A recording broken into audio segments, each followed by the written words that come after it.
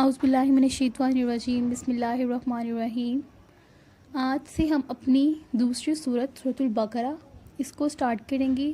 سورۃ الفاتحہ ہماری کمپلیٹ ہو چکی ہے۔ سورۃ البقرہ کا آج ہم پہلا رکوع کریں گے، اور ترجمہ شروع کرنے سے پہلے سورۃ البقرہ کی فضیلت کے بارے میں نبی کریم صلی اللہ علیہ وآلہ وسلم نے جو ارشاد فرمایا وہ یہ ہے کہ آپ صلی اللہ علیہ وآلہ وسلم نے فرمایا کہ دو جگمگانے والی صورتیں پڑھا کرو، اور وہ دو صورتیں کون سی ہیں؟ سورۃ البقرہ اور سورۃ آل عمران۔ ان دو صورتوں کو پڑھا کرو، قیامت کے دن وہ اس حال میں آئیں گی جیسے پرندوں کا جھنڈ ہوتا ہے یا سائبان۔ سائبان سے کیا مراد ہے؟ سائبان مطلب شیڈو، امبریلا، جو انسان کو کور کرتی ہے۔ اور جو اس شخص جو یہ صورت پڑھتا ہے، یہ صورت اپنے پڑھنے والے کی طرف سے جھگڑا کریں گی۔ اور سورۃ البقرہ کو پڑھنا باعث برکت ہے اور اس کو چھوڑنا باعث حسرت ہے۔ سورۃ البقرہ قرآن پاک کی سب سے طویل ترین صورت ہے، اور سورۃ البقرہ میں ہی قرآن پاک کی سب سے طویل ترین آیت ہے، جسے آیت دین کہا جاتا ہے۔ مطلب لین دین کے بارے میں، قرض کے بارے میں یہ آیت ہے، اور یہ سورۃ البقرہ کی ہی آیت ہے۔ اور سورۃ البقرہ مدنی صورت ہے، کیونکہ یہ صورت ہجرت کے بعد نازل ہوئی تھی۔ اور سورۃ البقرہ جب ہم پڑھتے ہیں تو اس کی ایک فضیلت یہ بھی ہے کہ جب اس صورت کو پڑھا جاتا ہے شیطان گھر سے نکل جاتا ہے۔ اور شیطان کیوں گھر سے نکلتا ہے؟ ایسا کیا اس میں جادو ہے کہ سورۃ البقرہ پڑھنے سے شیطان گھر میں نہیں رہ سکتا، وہ گھر سے نکل جاتا ہے؟ جب ہم آہستہ آہستہ سورۃ البقرہ کمپلیٹ کریں گے تو ہمیں معلوم ہوگا کہ ایسی کون سی برکتیں، ایسے کون سے احکامات ہیں جن پر عمل کرنے سے شیطان گھر سے بھاگ جاتا ہے اور وہ گھر ببرکت ہو جاتا ہے، پھر شیطان ان لوگوں پر قابو نہیں پا سکتا۔ اب اپنے لیسن کی طرف آتے ہیں۔ بسم اللہ الرحمن الرحیم۔ الف لام میم۔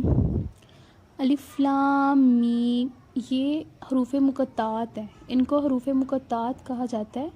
اور یہ الفاظ قرآن مجید کا مجموعہ ہے، اور یہ قرآن پاک کی بہت سی صورتوں کے شروع میں آتا ہے۔ ان کا جو میننگ ہے اس سے ریلیٹڈ بہت سے رائے ہیں کہ ان کا میننگ نہیں ہے کوئی، یا ان کا میننگ ہے تو وہ ہم نہیں جانتے۔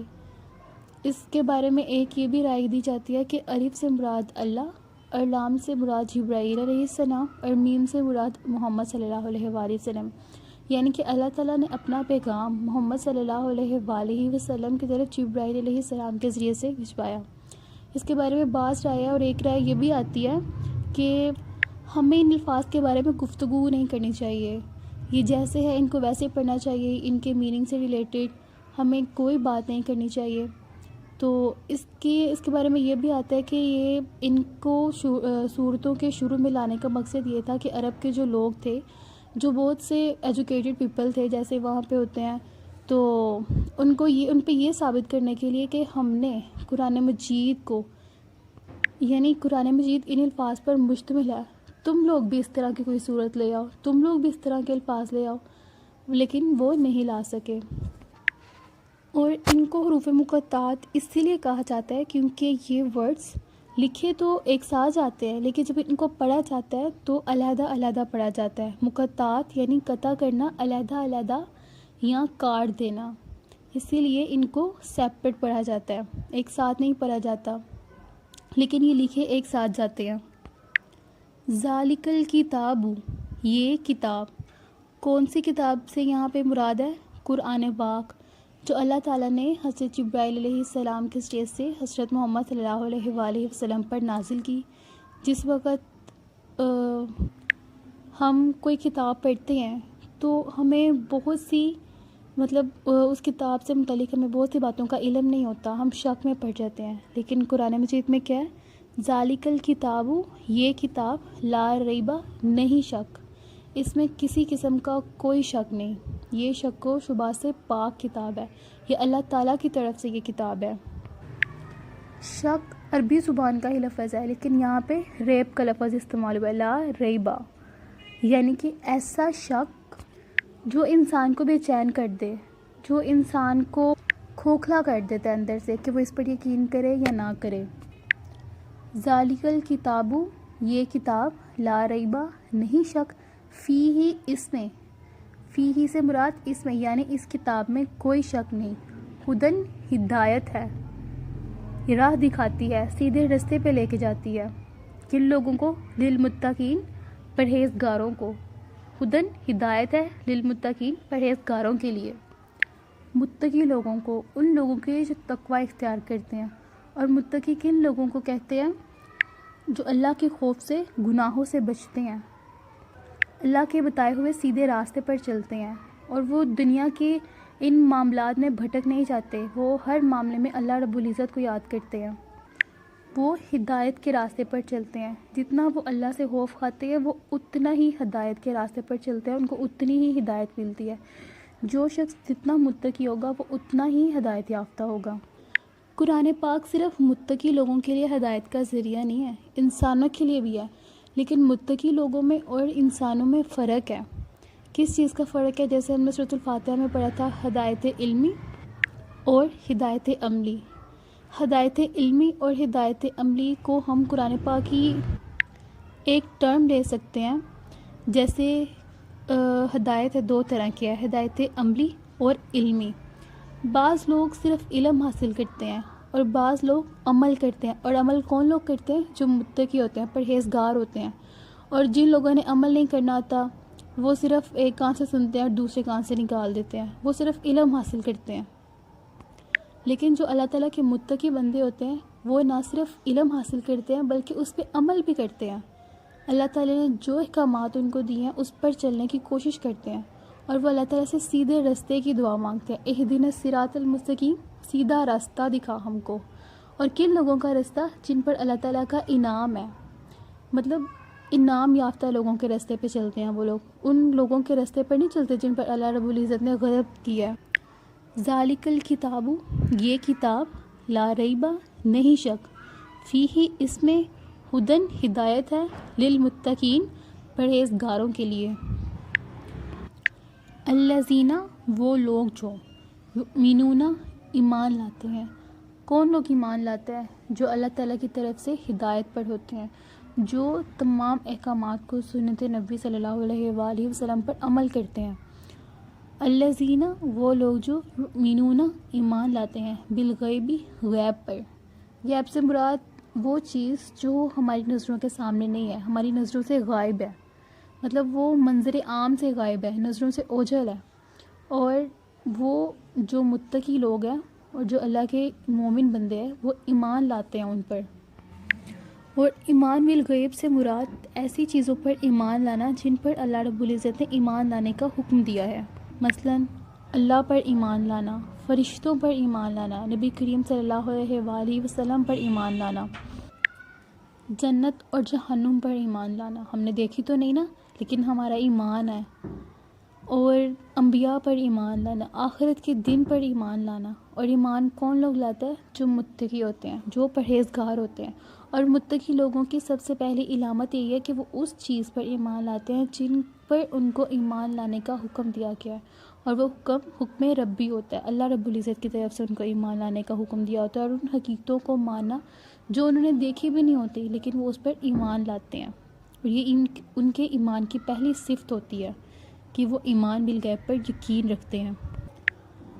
وَيُقِيمُونَ الصَّلَاةَ، اور وہ قائم کرتے ہیں نماز کو، ایسی نماز جس میں کوئی جلد بازی نہیں، جو اطمینان سے اور سنت نبی صلی اللہ علیہ وآلہ وسلم کے بتائے ہوئے طریقے پر، مطلب بعض لوگ ہوتے ہیں نا کہ بس جلدی نماز پڑھی، فارمیلٹی پوری کی اور جائے چلے گئے۔ ایک دفعہ نبی کریم صلی اللہ علیہ وآلہ وسلم کے سامنے شخص نماز پڑھ رہا، تو اس نے نماز پڑھی ہے، جلدی نماز پڑھی ہے، فارغ ہوا ہے، تو نبی کریم صلی اللہ علیہ وآلہ وسلم کے پاس آیا، ان کو سلام کیا، تو آپ صلی اللہ علیہ وآلہ وسلم نے فرمایا جا اور جا کے دوبارہ نماز پڑھ۔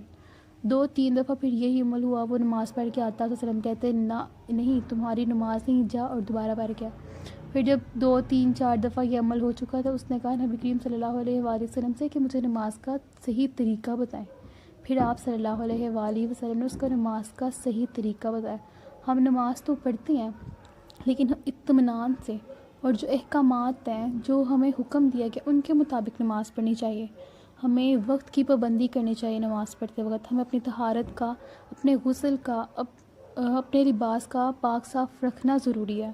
ہمیں قبلہ رخ نماز پڑھنی چاہیے. اور ہماری نیت دل کے نیک ارادے کا نام ہے. ہمیں اپنے دل میں نیت صاف رکھنی چاہیے. اور ہمارے نماز کا طریقہ درست ہے یا نہیں. میں نے ایک ویڈیو پہلے بنائی ہے نماز کا مسنون طریقہ، آپ وہ دیکھ سکتے ہیں. وَيُقِيمُونَ الصَّلَاةَ، صلاۃ مطلب خاص طریقے سے، سنت رسول صلی اللہ علیہ وآلہ وسلم کے بتائے ہوئے طریقے کے مطابق نماز پڑھنا.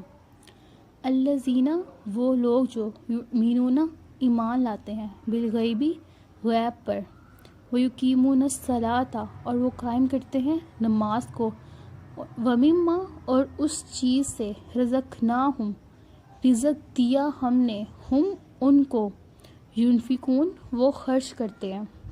یعنی جو مومن لوگ ہوتے ہیں، اللہ رب العزت نے ان کو جو کچھ دیا ہوتا ہے وہ اپنے مال سے، اپنے رزق سے خرچ کرتے ہیں اللہ کی راہ میں. مطلب وہ اپنی ہر نفع مند چیز سے، اور وہ مال دیگر جو اللہ رب العزت کی طرف سے ان کے پاس موجود ہوتا ہے اس میں سے خرچ کرتے ہیں. اور صدقہ خیرات کی صورت میں، زکوٰۃ کی صورت میں، یا نفقات کی صورت میں وہ اللہ رب العزت کے دیے ہوئے مال میں سے لوگوں پر خرچ کرتے ہیں، اللہ کی راہ میں خرچ کرتے ہیں. جہاں اللہ رب العزت نے ان کو خرچ کرنے کا حکم دیا ہے وہ وہاں پہ خرچ کرتے ہیں. وہ بخیلی نہیں کرتے، وہ مال کو اکٹھا نہیں کرتے، پہاڑ نہیں لگاتے، مال کے ڈھیر نہیں جمع کرتے، وہ اللہ کی راہ میں خرچ کرتے ہیں. والذین، اور وہ لوگ، یؤمنون، جو ایمان لاتے ہیں، بما، ساتھ اس چیز کے، انزلہ، جو نازل کیا گیا ہے، جو اتارا گیا ہے، الیکا، آپ کی طرف سے مراد یہاں پہ کون ہے؟ نبی کریم صلی اللہ علیہ وآلہ وسلم. وہی مومنوں کی صفت کہ وہ اس چیز پر ایمان لاتے ہیں جو آپ صلی اللہ علیہ وآلہ وسلم کی طرف اتاری گئی ہے. وہ ایمان لاتے ہیں غیب پر، وہ نماز قائم کرتے ہیں، وہ جو رزق ہم نے ان کو دیا ہے، اللہ تعالیٰ نے دیا، اس میں سے خرچ کرتے ہیں. اور وہ اس چیز پر بھی ایمان لاتے ہیں جو نبی کریم صلی اللہ علیہ وآلہ وسلم کی طرف نازل کیا گیا، اتارا گیا. وما انزل، اور وہ جو نازل کیا گیا، من قبل کا، آپ صلی اللہ علیہ وآلہ وسلم سے پہلے، مطلب صحیفے وغیرہ، تورات، زبور، انجیل، ان پر بھی ایمان رکھتے ہیں. وبالآخرۃ، اور آخرت پر یقین رکھتے ہیں. ہم، وہ، یوقنون، یقین رکھتے ہیں آخرت کے دن پہ، جنت جہنم پر، جزا کے دن پر. وہ یقین رکھتے ہیں کہ اینڈ پہ ہمارا حساب لیا جائے گا. جو ہم دنیا میں اعمال کرتے ہیں نا، قیامت والے دن اس کا حساب ہوگا، قیامت آئے گی. وہ اس دن پر ایمان رکھتے ہیں کہ انہوں نے اللہ کے حضور حاضر ہونا ہے، اور تاکہ وہ دنیا میں رہ کر اللہ رب العزت کے احکامات پر عمل کریں، اپنے نامہ اعمال میں اضافہ کریں، نیکیاں کریں، گناہ کے کاموں سے بچیں. اللہ رب العزت کا خوف ان کے دلوں میں ہوتا ہے، اور یہی لوگ تو متقی ہیں، اور یہی لوگ فلاح پانے والے ہیں. اولئک، اور یہی وہ لوگ ہیں، علی ھدی، ہدایت پر ہیں، یہی لوگ ہدایت پر ہیں، من ربہم، اپنے رب کی طرف سے. واولئک، اور یہی وہ لوگ ہیں، ھم المفلحون، فلاح پانے والے. فلاح کون پاتا ہے؟ جو محنت کرتا ہے. اگر ہم نے اس دنیاوی زندگی میں بھی، جیسے اسکول کالجز کے امتحانات ہوتے ہیں، ہم اس میں کب پوزیشن ہولڈر ہوتے ہیں؟ جب ہم اس میں محنت کرتے ہیں. یہ نہیں کہ سارا دن کوئی کتاب ہی نہیں کھولی، کچھ محنت ہی نہیں کی اور اینڈ پہ پوزیشنز آ گئی. ایسا نہیں ہوتا. ہمیں کسی بھی میدان میں اگر کامیابی حاصل کرنی ہے تو ہمیں اس کے لیے محنت کرنی پڑتی ہے. بالفرض اگر کوئی کہتا ہے کہ مجھے رزق چاہیے، تو یہ نہیں ہے کہ رزق اس کے گھر میں خود بخود چل کے آئے گا، اس کو اس کے لیے محنت کرنی پڑے گی. وہ محنت کرے گا تو کمائے گا، جب کمائے گا تو پھر وہ کھائے گا. اور اگر فلاح عربی زبان میں کسان کو کہتے ہیں، اور کسان کب کامیاب ہوتا ہے؟ جب وہ محنت کرتا ہے. جب وہ محنت کرتا ہے تبھی تو پھل پودے اناج وغیرہ ہم تک پہنچتا ہے. تو اسی طرح جو شخص محنت کرتا ہے کامیابی بھی اسی کو ملتی ہے. دا کی آف سکسیس از اسٹرگل. ہمیں کسی بھی قسم کی کامیابی حاصل کرنے کے لیے سب سے پہلے محنت کرنی ہے اور کامیاب ہونا ہے۔ اور یہ متقی لوگوں کی صفت ہے، اللہ کے بندوں کی صفت ہے کہ وہ محنت کرتے ہیں۔ ان الذین، بے شک وہ لوگ، کفروا، جنہوں نے کفر کیا، سواء، برابر ہیں، علیہم، ان پر، انذرتہم، یا ڈراؤ تم ان کو، ام لم، یا نہ، تنذرہم، تم ڈراؤ ان کو، لا یؤمنون، وہ ایمان نہیں لائیں گے۔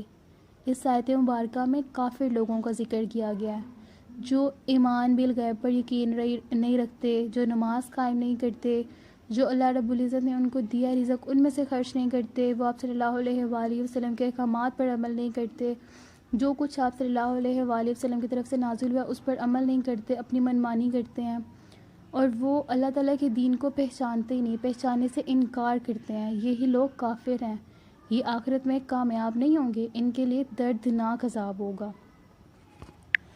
یہاں اللہ رب العزت نبی کریم صلی اللہ علیہ وآلہ وسلم سے کہہ رہے ہیں کہ تم ان کو ڈراؤ یا نہ ڈراؤ، ان کے دل ایمان کی روشنی سے منور نہیں ہوں گے، انہوں نے اپنے دلوں کو بند کر لیا، وہ چاہتے ہی نہیں ہیں کہ وہ صراط المستقیم کی طرف چلیں، سیدھا راستہ جو اللہ رب العزت کا ہے اس پر چل کر کامیابی حاصل کریں۔ یہی بدقسمت لوگ ہیں۔ نبی کریم صلی اللہ علیہ وآلہ وسلم تو اپنا حق ادا کر رہے ہیں، اپنا پیغام جو اللہ تعالیٰ نے ان کو دیا وہ لوگوں تک پہنچا رہے ہیں، لیکن یہ لوگ ہی بڑے بدقسمت ہیں جو سمجھنے کی کوشش نہیں کرتے، جو یہ جاننے کی کوشش نہیں کرتے کہ صحیح طریقہ کیا ہے، صراط المستقیم پر چلنے کے لیے ہمیں کون کون سے احکامات پر عمل کرنا ضروری ہے۔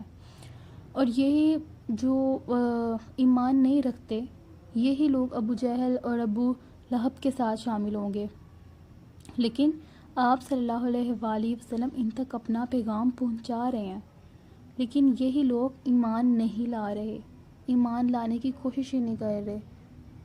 اسی لیے ان کو ڈراؤ یا نہ ڈراؤ، یہ برابر ہیں، یکساں ہیں۔ ختم اللہ، مہر لگا دی اللہ تعالیٰ نے، علی قلوبہم، ان کے دلوں پر، وعلی سمعہم، ان کے کانوں پر، وعلی ابصارہم، ان کی آنکھوں پر، غشاوۃ، پردہ ہے، ولہم، ان کے لیے عذاب، عذاب ہے، عظیم، دردناک، بہت بڑا عذاب عظیم ہے ان لوگوں کے لیے جو ایمان سے غافل ہیں، جو ایمان نہیں لاتے۔